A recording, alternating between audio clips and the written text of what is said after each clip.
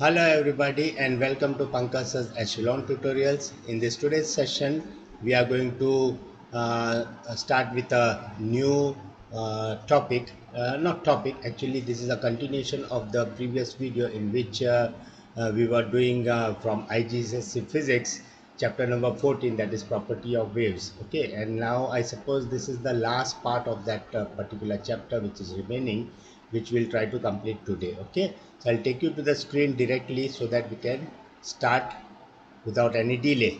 Now here you are on the screen and you can see that on the screen I have written reflection explained by ripples. Okay, so in the last video I told you that three important phenomena of light, that is reflection, refraction and diffraction, will be there in your syllabus, IGCSE syllabus, and these are going to be we will try to understand these three phenomenon with the help of a wavefront, okay, which you can see from a ripple tank. Okay, so when you do the ripple tank experiment, okay, you will understand these things. Okay, so first let us start with what is reflection and how reflection can be understood with the help of a ripple tank experiment. Okay, so in general, let me tell you what is reflection. First of all, reflection is nothing but a property of light by which, when a ray of light, okay, is striking an opaque surface at a particular point, from that point that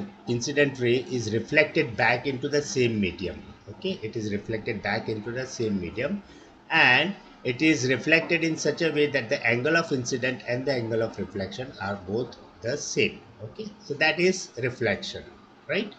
Now if you want to demonstrate this reflection, or if you want to understand this reflection from the ripple tank experiment, okay, what you should do.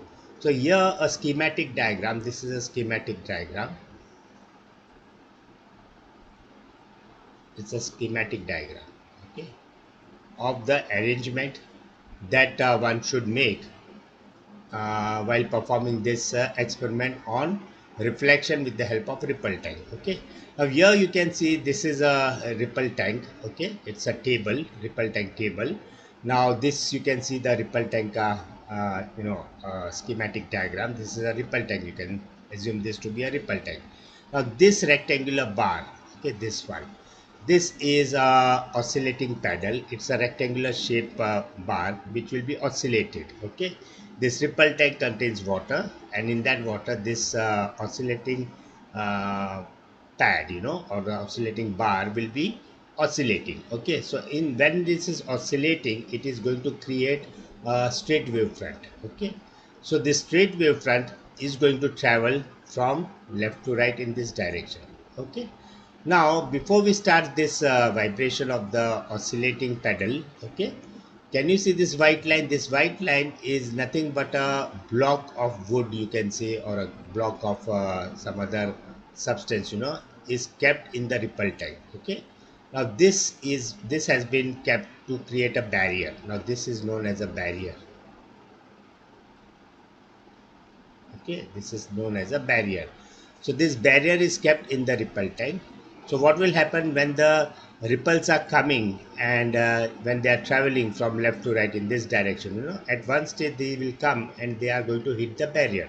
Okay, so once the ripples are hitting the barrier, from that point where it is hitting the barrier, these ripples are going to be reflected. Okay, and they are going to be reflected in a way that the angle of incident of the the wavefront coming in, that is incident wavefront, and the reflected wavefront, that angle will be same. Okay, so that is what you are going to observe in this particular experiment. Okay, so that is, now below this table you will always have a screen, and on this screen you can see what is happening in the tank. Okay, so first you will see that straight wavefront ripples, straight ripples, or you can say straight wavefront ripples, they'll be coming this way. Okay, from left to right they'll be coming this way, and there's a barrier over here. Can you see? This is the barrier. Okay, so when this ripple comes and it hits at this point, okay, at this point, suppose P, okay, what will happen? You can draw a normal over here. Okay, now this is a normal. So this is that angle of incident. Okay, so this incident ray, Okay, now ray and wavefront. I have explained you what is the relationship or what is the connection. Okay, ray is nothing but a single line which is showing the wavefront ka direction. Okay, in which they are moving. It's a single line. Okay, so this is an incident ray and this will be reflected somewhere in this direction like this, isn't it? This is reflected ray. So the wavefront will be along this reflected ray. These are the reflected wavefront. Okay, so this type of a pattern you will be able to see in the on the screen below the ripple time. Okay, now same thing is shown over here. Now here I have written blue lines are the wavefronts of ripples. So can you see these blue lines coming from left to right?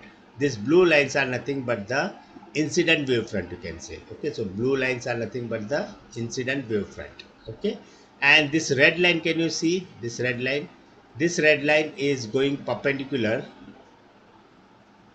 It is it is going perpendicular to all these wavefronts. Okay, so this line is known as the incident ray. Okay, it's a single ray. Okay, so incident ray.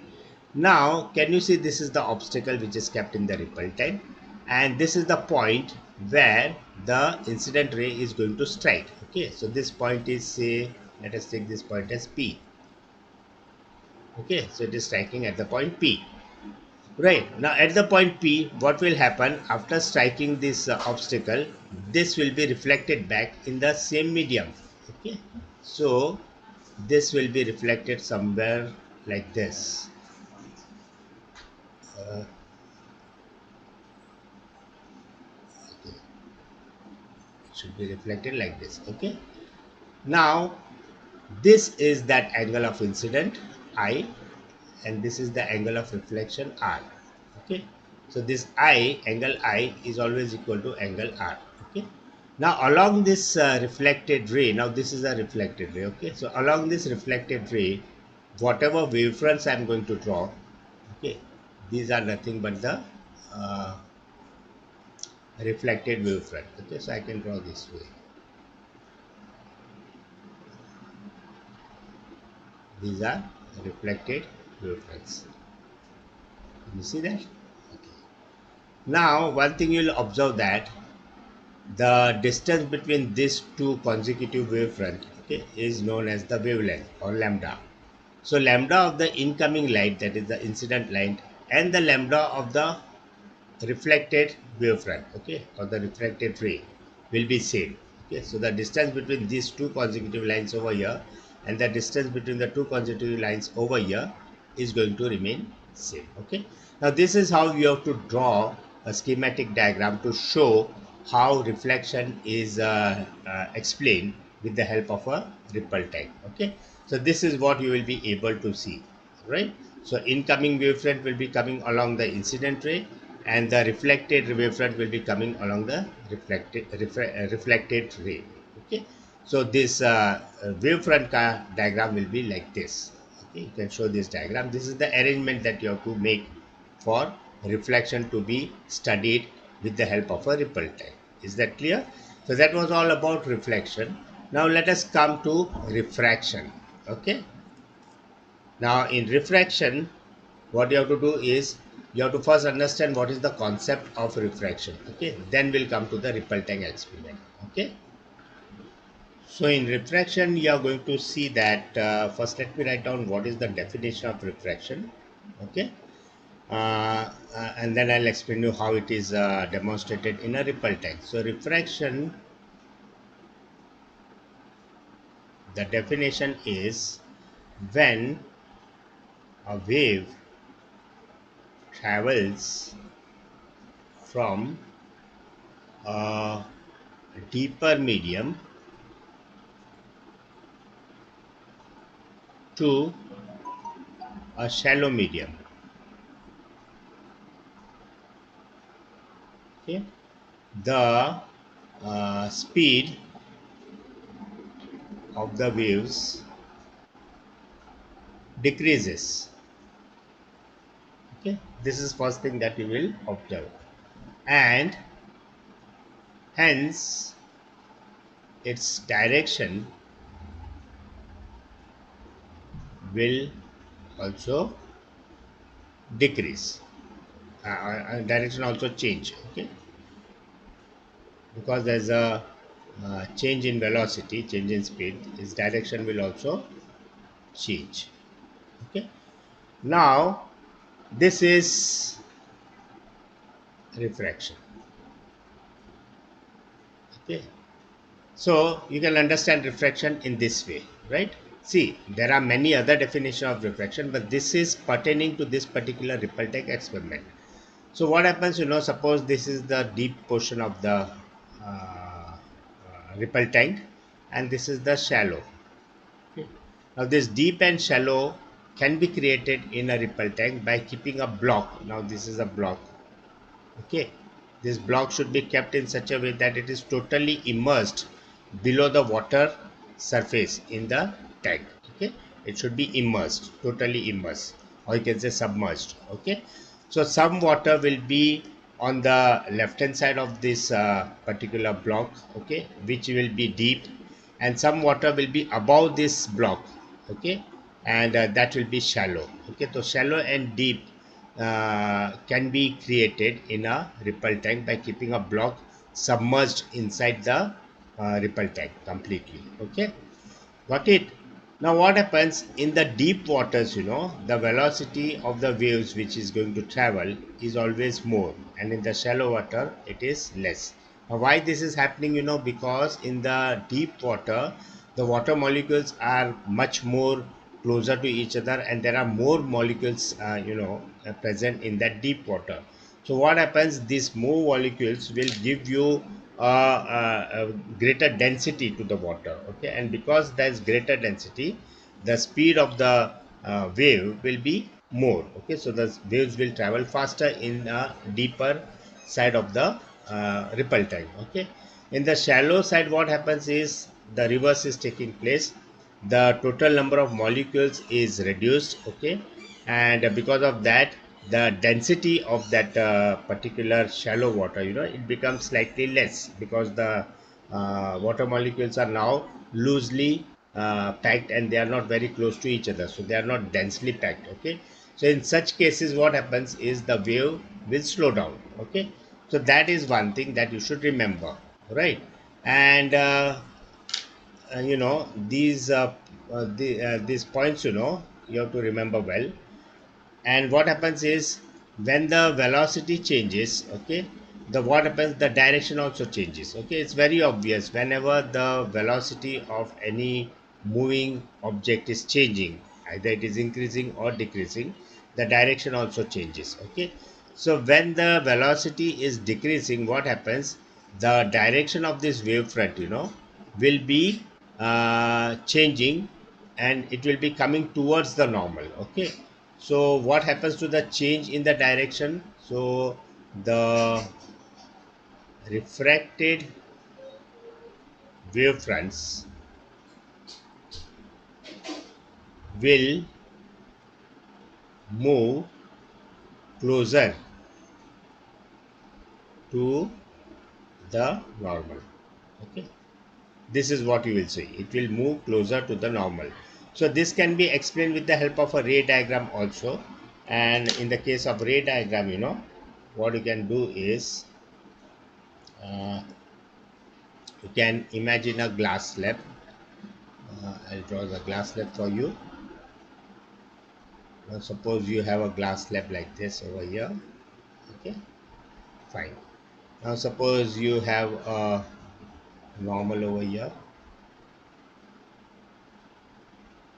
Okay, now let us assume that a incident ray is falling here. Okay, let me draw a straight line.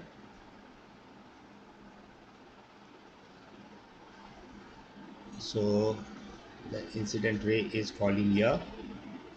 Okay, this is the incident ray, it is striking at this point. Now what happens, this is suppose air and this is glass. Okay, so when the air is entering from glass air to when the light is entering from air to glass, okay, air is a rarer medium and glass is a denser medium, isn't it? So it is entering from a rarer medium into the denser medium. So when the light is traveling in rarer medium, its velocity is more, it is around 3 into 10 raised to 8.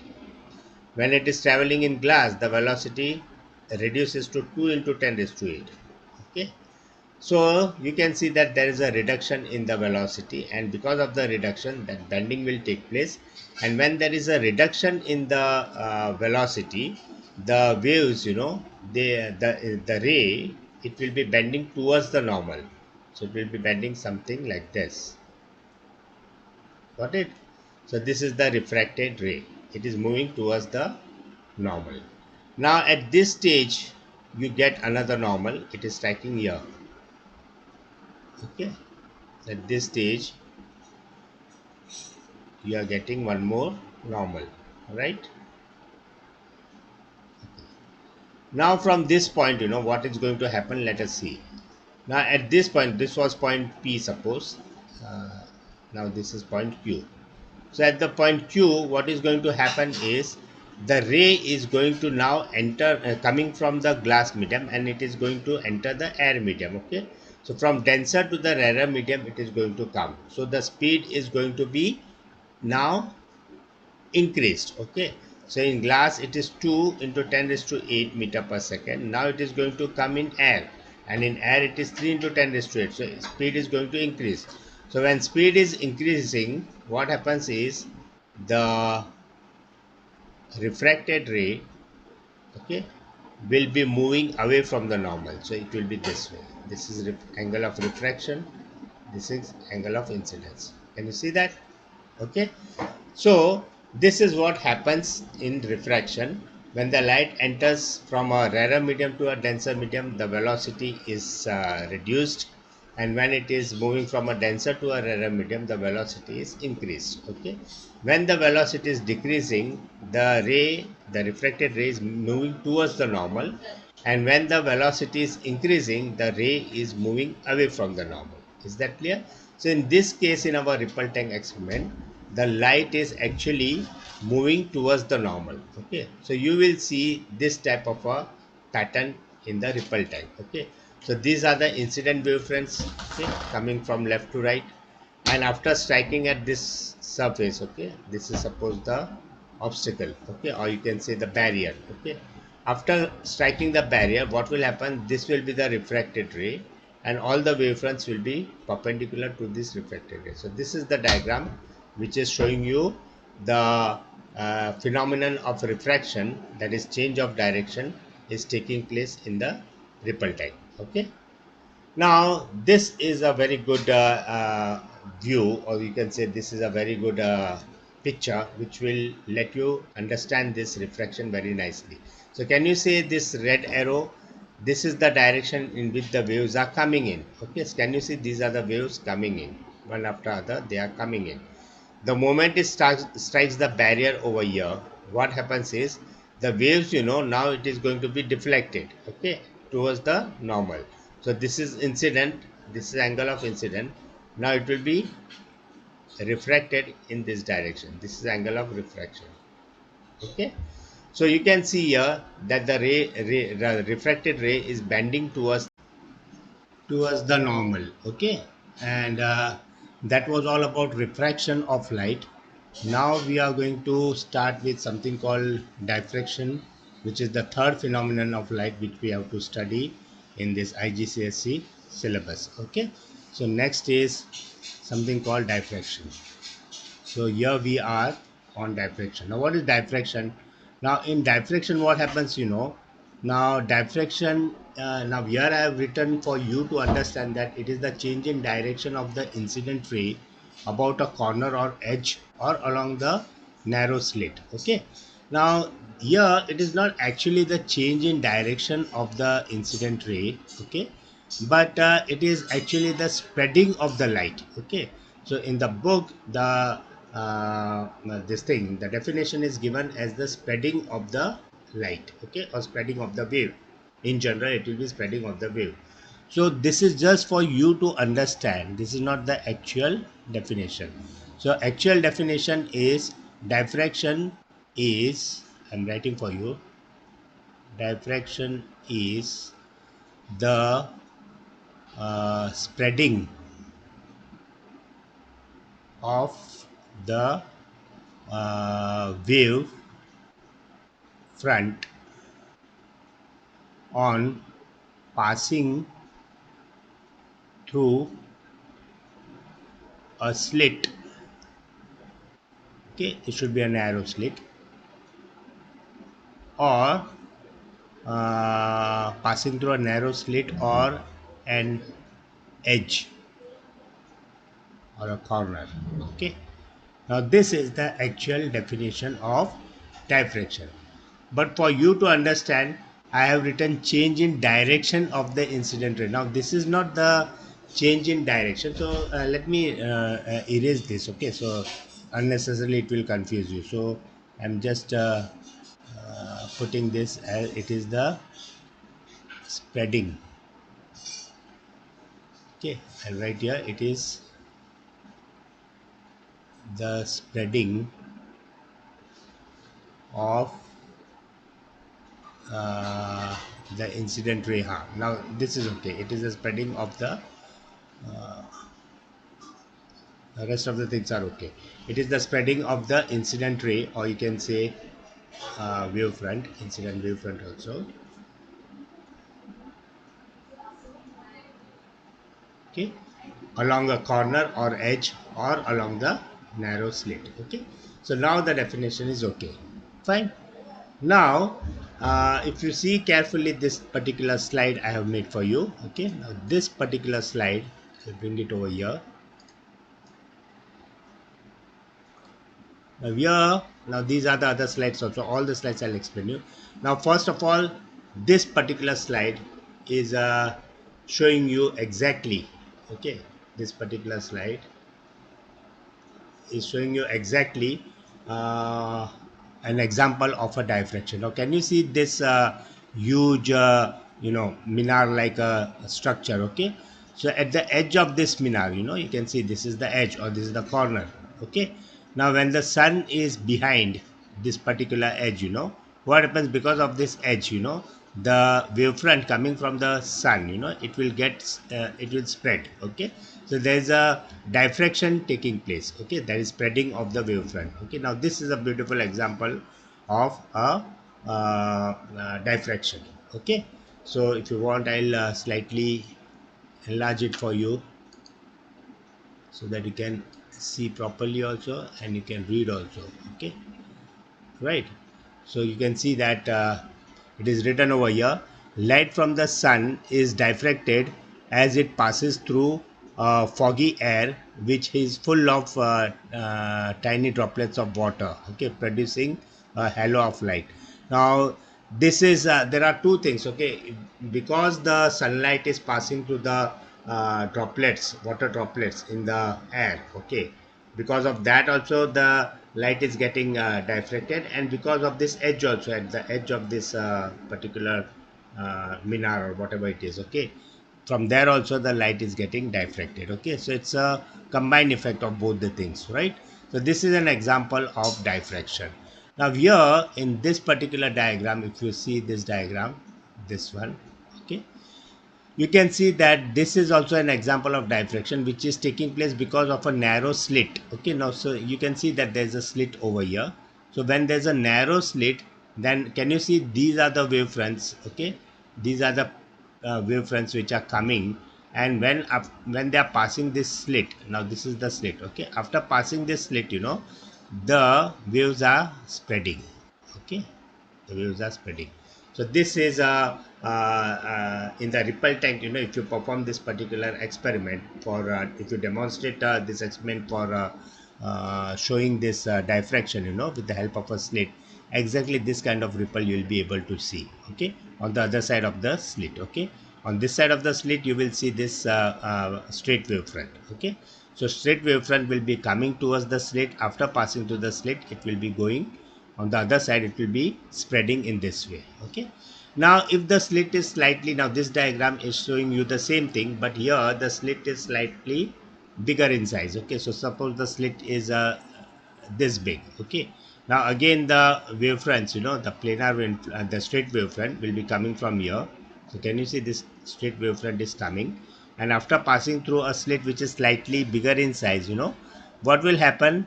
You will get the same diffraction, but now the spreading will be also wider. Okay, so this is an example where the diffraction is taking place through a wider slit, and this is an example where the diffraction is taking place through a very narrow slit. Is that clear? Now these two diagram again you can see are the examples. Okay, now this is an example of diffraction where, can you see this wavefront? These are the wavefronts, the straight wavefront, you know, they are coming towards the slit. Now this is a wall with a hole. Okay, so in this hole, when the waves pass through this hole, okay, these waves now become circular in shape, that is they are spreading.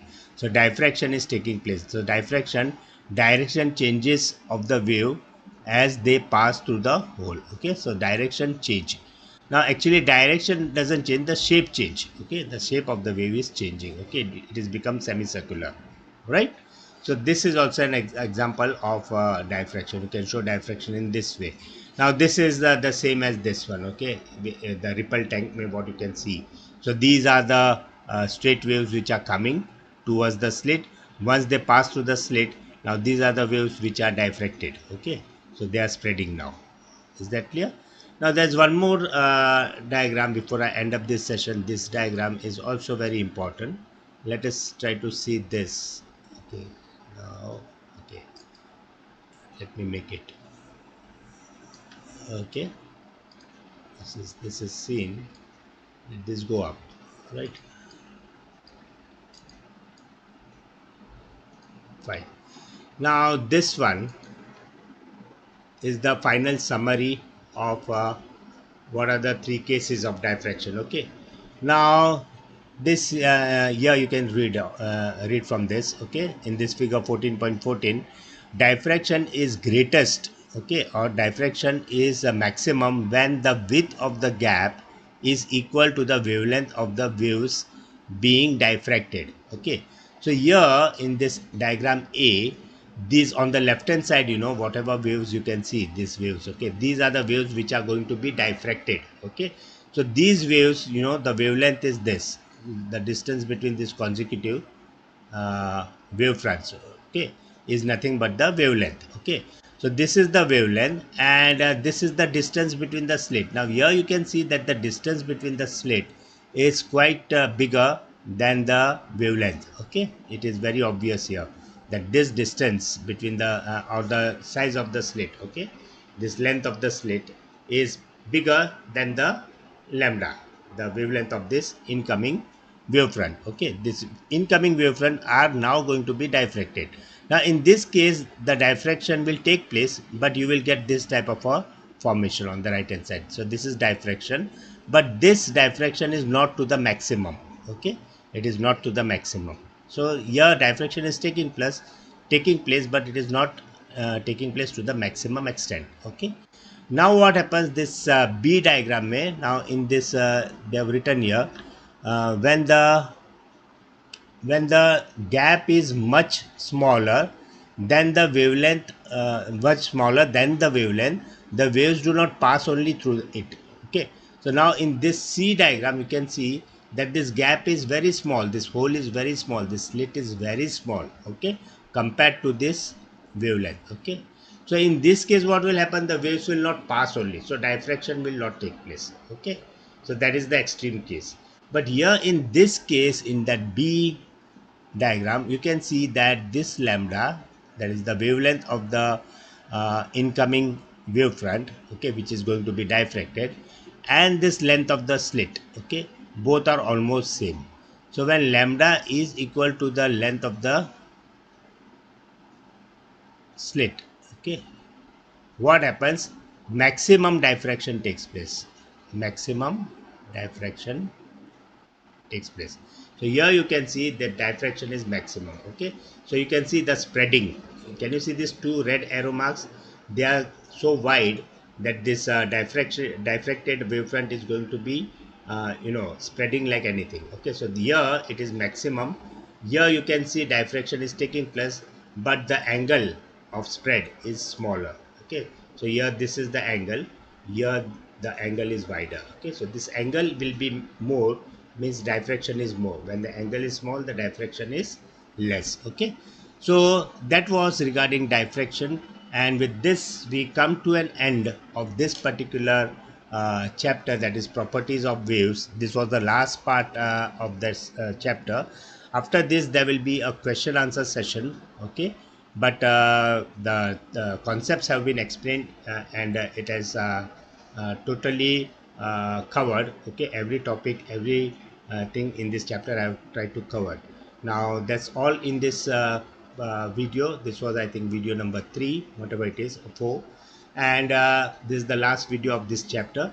And if you happen to like my video, okay, please subscribe my channel, okay, and press the like button, whatever it is, and this will motivate me to make more and more beautiful videos ahead, okay. So that's all for today. Goodbye, take care all of you. Thank you.